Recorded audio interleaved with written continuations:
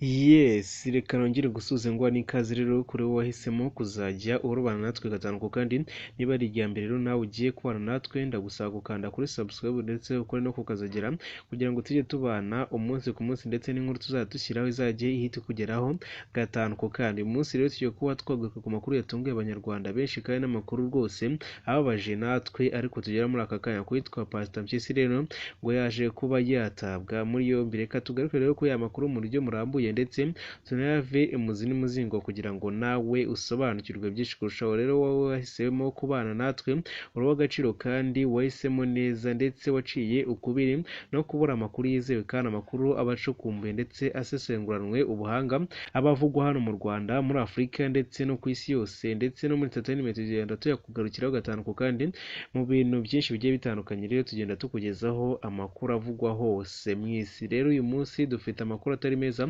nawe twe tugiye kuba twagaruka tuyave imuzi n'umuzingo kugira ngo nawe usobanukirwe byinshi kurushaho kuwitwa Pastor Mpyisi rero bivugwa ko yamaze gutabwa muri yombi. Ngo ikaze. Pastor Mpyisi yavutse ku itariki 19 z'ukwa kabiri mu mwaka w'1922. Rero uyu nguyu afite imyaka 101. Urumva ko rwose ari umusaza kandi ukuze cyane hano mu gihugu cy'u Rwanda ndetse umaze no kumenyekana cyane dore ko azwi no mu gihugu hose, nta muntu utamuzi. Iyo uvuze Pastor Mpyisi bose bahita bamenya uyu musaza.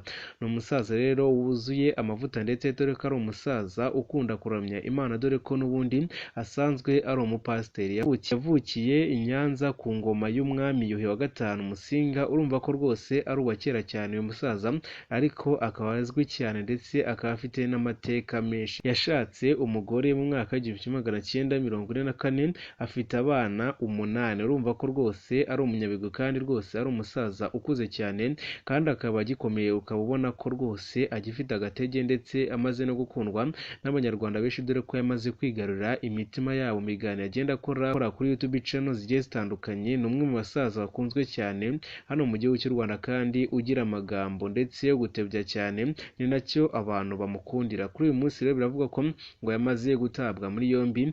Ngo itabwa muri yombi rye rero ngo nta kindi ari kuzira ngo yatanze sheke itazigamiye. Ubwo rero yaragiye kwishyura umugabo mugenzi we yari yaramugurije ngo amafaranga angana n'ibihumbi 500 ngo yamuhereje sheke. Rero uwo mugabo ngo ageze kuri banki gasanga iyo sheke ngo hariho ubusa, niyo mpamvu rero ngo polisi ngo yaje kuba imuta muri yombi. Ni n'amakuru ababaje kandi yakomeje gucicikana ku mbuga nkoranyambaga agenda avugwa ku itabwa muri yombi ry'uyu musitari w'umusaza w'umupasiteri Pastor Mpyisi.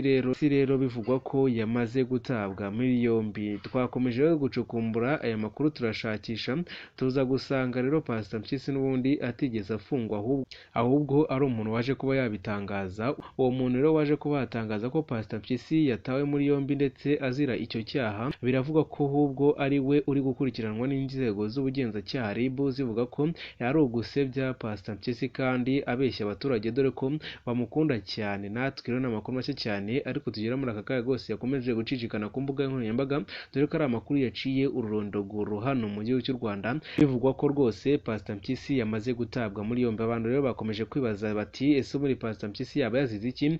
Rero nk'uko tumaze kubikubwira rero ni umuntu wari wavuze ko Pastor Mpyisi yamaze gutabwa muri yombi azize ibyaha twari tumaze kukubwira aho ruguru, avuga ko ngo yatanze sheke itazigamiye ngo ubwo yari agiye kwishyura umuntu rero ngo yari afitiye ideni. Uyu muntu rero n'ubundi biravuga ko ngo RIB yatangiye kumukurikirana. Turaza kukugezaho amakuru ataha rero kugira ngo tukomeze tugukurikiranire iby'iyi nkuru. Niba nawe rero wari wagize ngo Pastor Mpyisi yafunzwe, ntago yafunzwe ahubwo ni umuntu wari wamubeshye ndetse avuga n'ibintu atanazi. Rero natwe ni amakuru make cyane tugeraho muri aka kanya.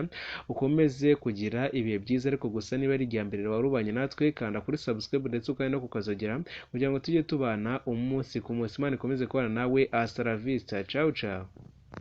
Yes, inshuti mukundwa, reka nongere ngusubize ngo n'ikaze kuri wowe wahisemo kuzajya urubana natwe gatanu kandi ariko niba ari irya mbere nawe ugiye kubana natwe ndagusaba gukanda kuri subscribe kugira tujye tubana umunsi ku munsi. Izi ni breaking news, ni amakuru mashya cyane natwe atugezeho kandi amakuru yatunguye abantu benshi ndetse n'abanyarwanda bose dore ko ari amakuru adasanzwe aturutse mu gihugu cy'abaturanyi cya Repubulika Iharanira Demokarasi ya Kongo. Ni itangazo rero rikomeye cyane kuri leta y'u Rwanda ryasohowe na leta leta ya Repubulika Iharanira Demokarasi ya Kongo. Ni itangazo kandi rimenyesha intambara hagati y'igihugu cy'u Rwanda ndetse na Repubulika Iharanira Demokarasi ya Kongo, kandi itangazo ryatunguye abanyarwanda benshi kandi ritungura n'isi yose muri rusange, dore ko ari itangazo rikubiyemo ibintu bikomeye cyane natwe tugiye kuba twarebera hamwe tukabiva imuzi n'umuzingo kugira ngo nawe usobanukirwe byinshi kurushaho, dore ko ari amakuru yakomeje gucicikana ku mbuga nkoranyambaga zigiye zitandukanye ndetse n'amakuru yagarutsweho n'ibinyamakuru bitandukanye, harimo n'ikinyamakuru cy'Ubwongereza cya BBC cyabitangaje ndetse kivuga ku bintu bikomeye cyane leta ya Kongo yatangaje kuri leta y'u Rwanda. Reka rero tubigarukeho mu buryo burambuye kugira ngo nawe usobanukirwe kurushaho. Niba ari irya mbere nawe ugiye kubana natwe rero kora kuri subscribe ndetse ukore no kukazogera kugira ngo tujye tubana umunsi ku munsi. Ngwaye ikaze. Iri tangazo ryasohowe n'urwanya ubutegetsi bwa Repubulika Iharanira Demokarasi ya Kongo yavuze ko ari amabanga akomeye ngo nawe asohoye kandi abizi ko ngo yamugiraho ingaruka. Avuga ko rwose ngo Repubulika Iharanira Demokarasi ya Kongo iri gutegura intambara yeruye kandi ngo ni intambara izaba idasanzwe hagati y'igihugu cy'u Rwanda ndetse na Repubulika Iharanira Demokarasi ya Kongo. Byagize ubwiru ariko ngo we ngazibishyize hanze kandi ngarabitangaje ngo nubwo leta ya Kongo yamuhiga ariko ngo ntiyamubasha, dore ko n'ubundi nawe asanzwe akomeye mu kurwanya ubutegetsi bwa Kongo.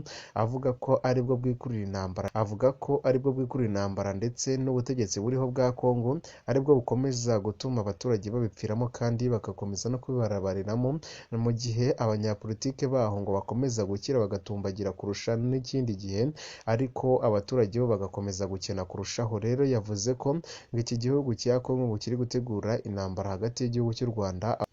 Muri iri tangazo rero uyu nguyu urwanya ubutegetsi bwa Repubulika Iharanira Demokarasi ya Kongo yavuze ko Kongo irambiwe gutakaza abasirikare bayo ba FARDC ngo bikoze n'ingabo z'u Rwanda, dore ko ari ingabo z'u Rwanda zikomeza kuba bica ngo harimo n'iziri muri M23 ngo nyinshi cyane, ngo dore ko n'ubundi umutwe wa M23 ngo ari igisirikare cy'u Rwanda neza ngo ntago umutwe ushobora gukora nk'ibyo M23 ukora, kandi ngo birazwi neza kandi ngo bafite n'igihamya ko ngo M23 ngo ari ingabo z'u Rwanda, kandi igihugu cy'u Rwanda cyakomeje kubihakanira kure ndetse kinavuga ko rwose ari ibinyoma bikomeye cyane. Kuri uyu munsi rero iri tangazo uyu muntu urwanya ubutegetsi bwa Kongo yaje kuba yashyira hanze, yavuze ko ibyo ngibyo ngo Kongo ibirambiwe ngo gukomeza itakaza abasirikare bayo ba FARDC bikozwe n'ingabo z'u Rwanda arizo zikomeza kubica ziciye ngo mu mutwe wa M23 ndetse zigakomeza guteza umutekano muke mu gihugu cyabo, ngo kandi mu gihugu cy'u Rwanda ngo ari amahoro masamasa, ngo ariko mu gihugu cyabo cya Kongo bagakomeza gutakaza abaturage